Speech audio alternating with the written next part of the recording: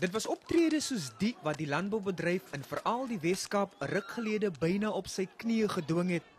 Boere en plaaswerkers het sleg van die stakings afgekom. Nou probeer die Universiteit van Kaapstad en die nie-regeringsorganisasie Surplus People Project agter die kap van die byl kom oor wat presies tot die stakings en geweld gelei het.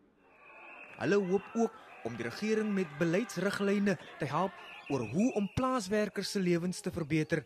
Ons wil kyk na die transformasie van Suid-Afrika toe. Dit is die breë doelwit. Hoe verander ons die omstandighede veral van kwesbare groepe soos plaaswerkers en plaasbewoners.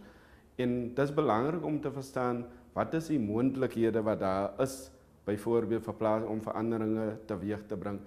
Sedert die minister van Arbeid, Mildred Olifant, die minimumloon vir plaaswerkers ingestel het, moes boere diep in hulle sakke delf om hulle werkers te betaal en hulle plase aan die gang te hou. Die georganiseerde landbou glo egter ook die navorsing kan help om soortgelyke probleme in die toekoms te voorkom.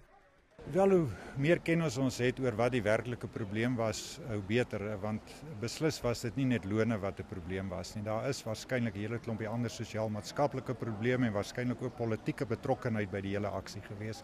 So ek dink ons wil behoorlik verstaan, want ons kan nie 'n herhaling daarvan bekostig nie.